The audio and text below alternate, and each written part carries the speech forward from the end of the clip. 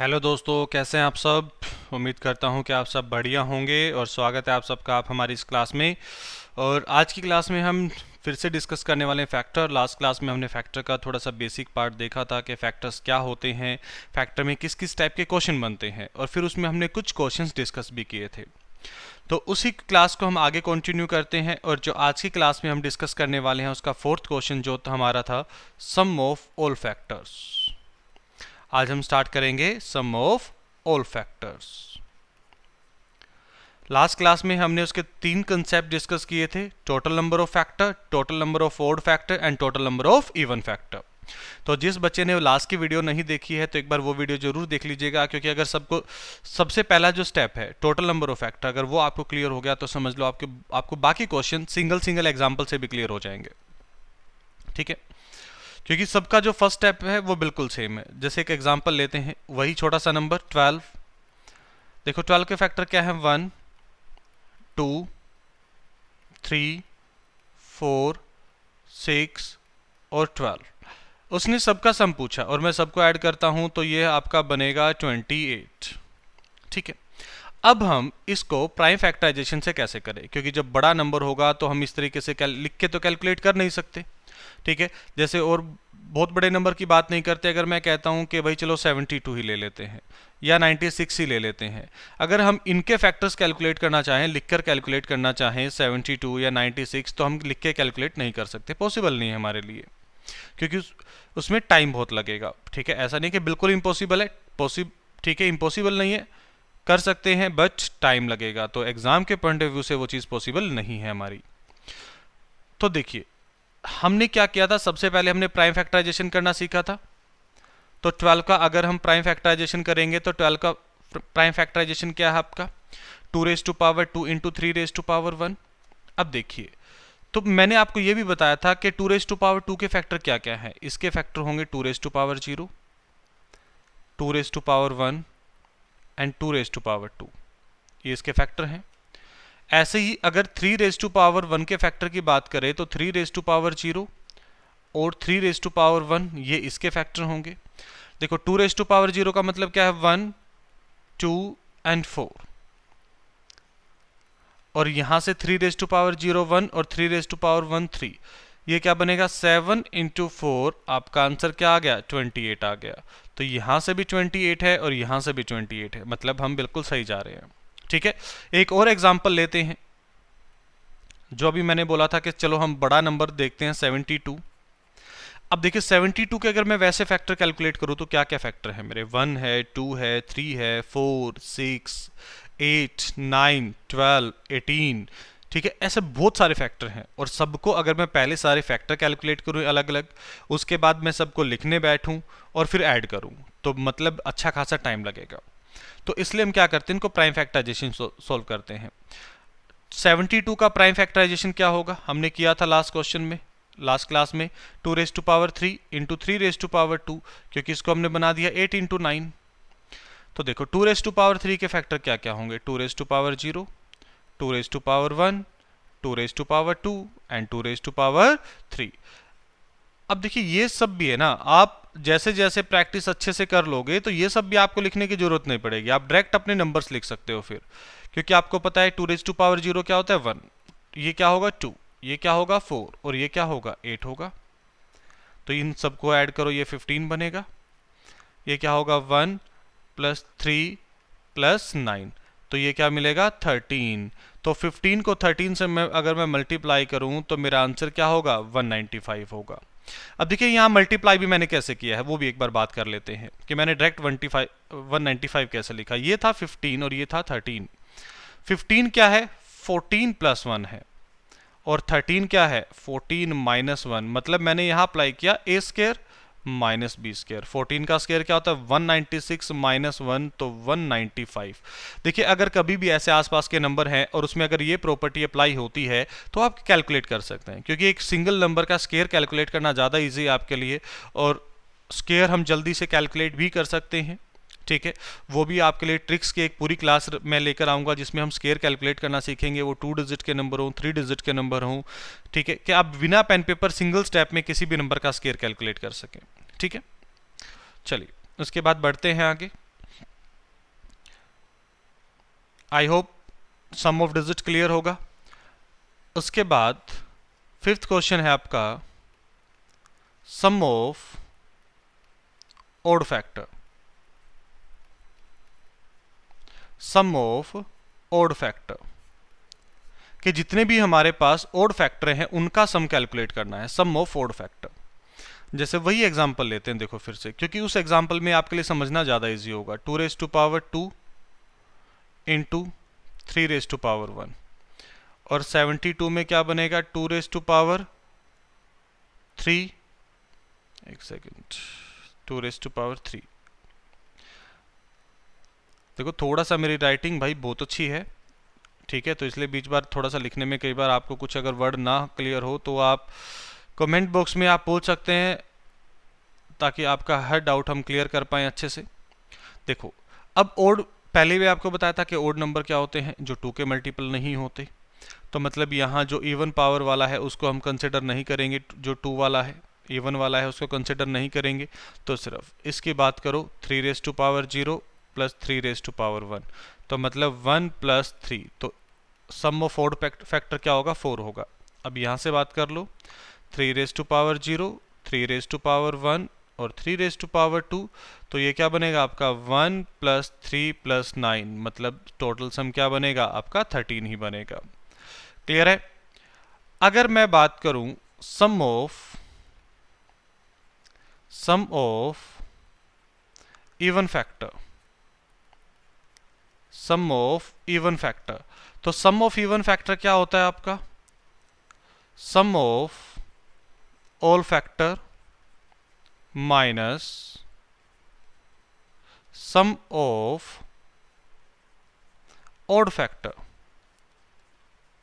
देखो ये डायरेक्ट आप कंसेप्ट यूज करो, आपका सम ऑफ इवन फैक्टर आ जाएगा। ऐसा नहीं है कि आप इसको अलग से नहीं कैलकुलेट कर सकते, कि हम ये फॉर्मूला ना यूज करें तो इसको ना कैलकुलेट नहीं कर पाएंगे, हम कैलकुलेट कर सकते हैं, बट उसमें थोड़ी सी कंफ्यूजन रह जाती है कई बार बच्चों को, तो इसलिए मैं वो अप्रोच नहीं बता रहा।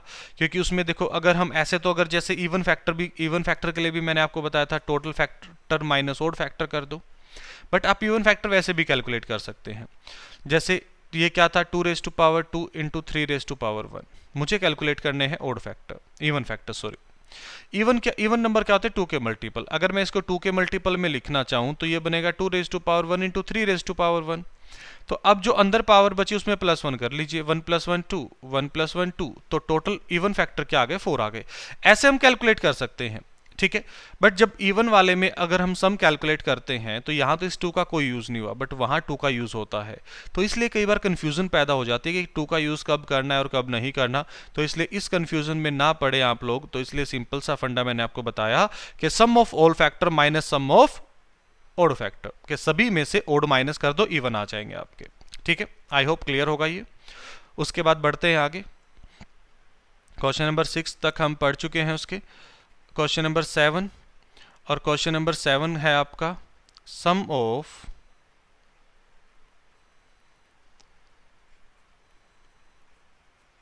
Reciprocal of factor, sum of reciprocal of factor. देखिए इसके लिए भी सिंपल सा डायरेक्ट रिजल्ट है, डायरेक्ट फॉर्मूला है आप कह सकते हैं, और वो क्या है, सम ऑफ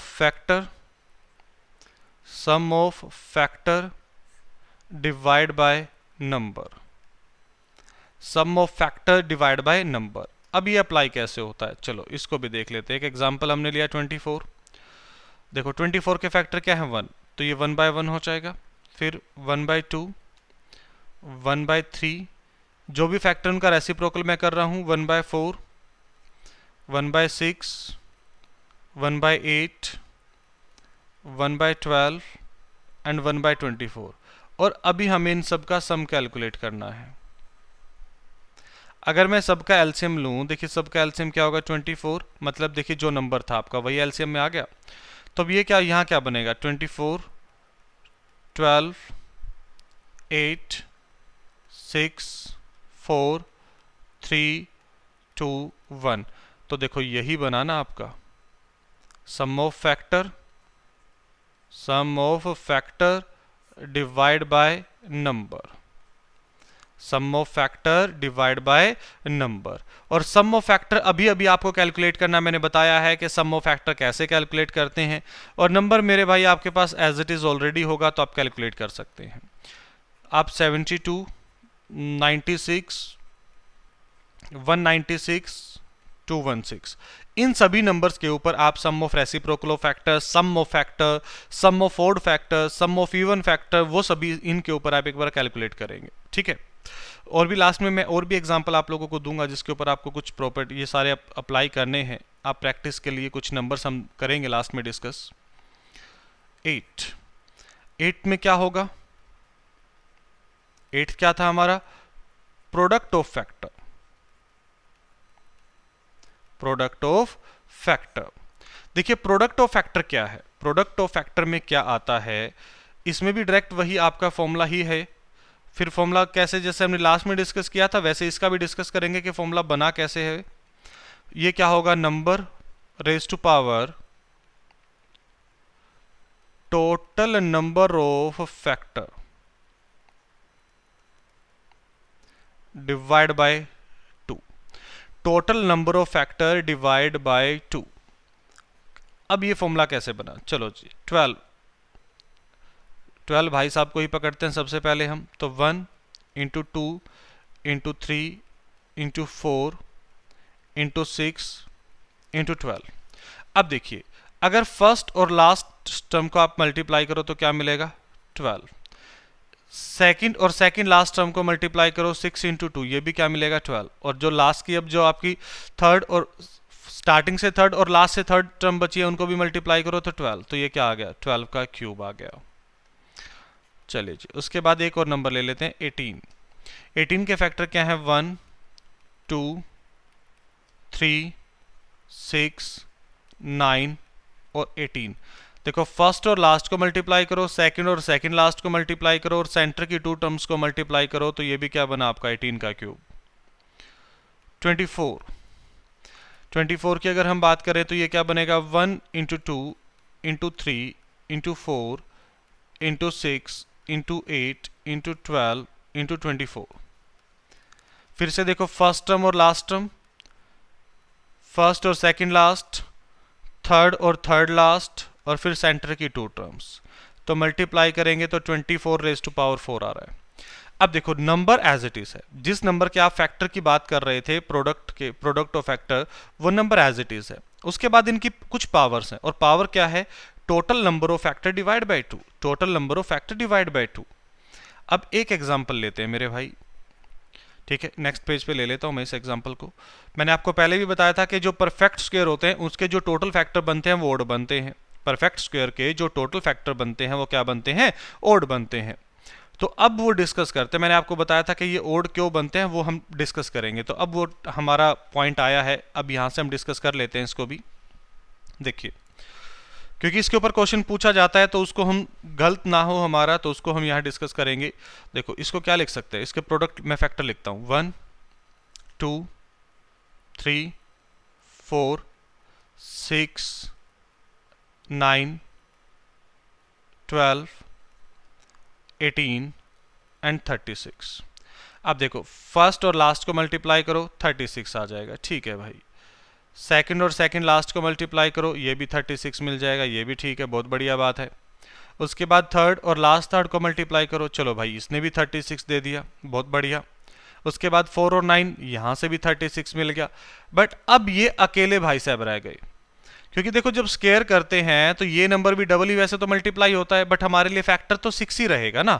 6 इंटू 6 36 होता है, बट फैक्टर तो क्या रहा? ये सिंगल ही काउंट होगा, डबल काउंट नहीं होगा। तो इसलिए ये डबल काउंट नहीं होता कभी भी, तो इसलिए हम क्या, इसलिए हमारे ओड में परफेक्ट स्क्वायर में टोटल ओड फैक्टर होते हैं। तो अब इसमें अगर मैं बात करूं कि भाई क्वेश्चन कैसे सोल्व करें, प्रोडक्ट ऑफ फैक्टर, तो 36 टोटल नंबर ऑफ फैक्टर क्या है इसके? 9, टोटल लिख भी रखे मैंने 9, तो डिवाइड बाय 2, क्या ये मेरा आंसर होगा? नहीं होगा, बिल्कुल भी नहीं होगा, क्योंकि ऐसा तो कुछ ऑप्शन ही नहीं देगा एग्जामिनर। तो ऑप्शन आपको कुछ ऐसा मिलेगा 6 रेज टू पावर 9, और यही आपका आंसर बनेगा। कैसे? देखो क्या 36 को लिख सकते हैं 6 रेज टू पावर 2, यानी कि 6 का square whole raise to power 9 by 2, 2 से 2 कैंसिल, तो क्या बचा आपका? 6 रेज टू पावर 9। तो परफेक्ट स्क्वायर का अगर कभी भी पूछ लिया जाएगा तो प्रोडक्ट ऑफ फैक्टर वो इस टाइप से सोल्व होगा। ये पावर जो डिवाइड बाय 2 है, क्योंकि odd divide by 2 exact divide नहीं होगा, तो पहले इसको खत्म करना पड़ेगा। आई होप यहां तक सब बच्चों को क्लियर होगा, किसी बच्चे को कोई डाउट नहीं होगा। ठीक है, बढ़ते हैं उसके बाद आगे। उसके बाद मैंने आपको बताया था कि इसमें परफेक्ट स्क्वायर और परफेक्ट क्यूब वाला फंडा यूज होता है। ठीक है,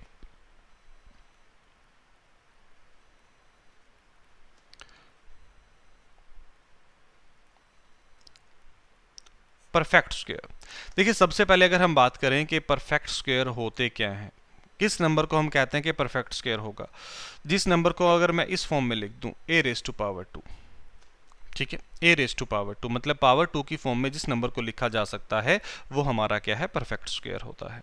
ठीक है, ऐसे अगर परफेक्ट क्यूब की बात करें, परफेक्ट क्यूब को क्या लिखा जा सकता है, जिसको पावर 3 में लिखा जाए, ठीक है, वो हमारा परफेक्ट क्यूब होता है। और आज की क्लास में जितना हमने किया है वो आपको क्लियर होगा। परफेक्ट स्क्वायर और क्यूब, प्राइम नंबर वाला कंसेप्ट और multiplication of any particular number, ये कंसेप्ट ये नेक्स्ट वीडियो में आपको मिलेंगे। ठीक है, तो आई होप यहाँ तक सब बच्चों को क्लियर होगा, और चैनल को सब्सक्राइब करना मत भूलिएगा और वीडियो को लाइक और शेयर जरूर करना। अगर आपको कंटेंट अच्छा लग रहा है, समझ आ रहा है, तो वीडियो को लाइक और शेयर जरूर करना आप लोग। तो मिलते हैं नेक्स्ट वीडियो में, तब तक के लिए take care, thank you so much, all the best.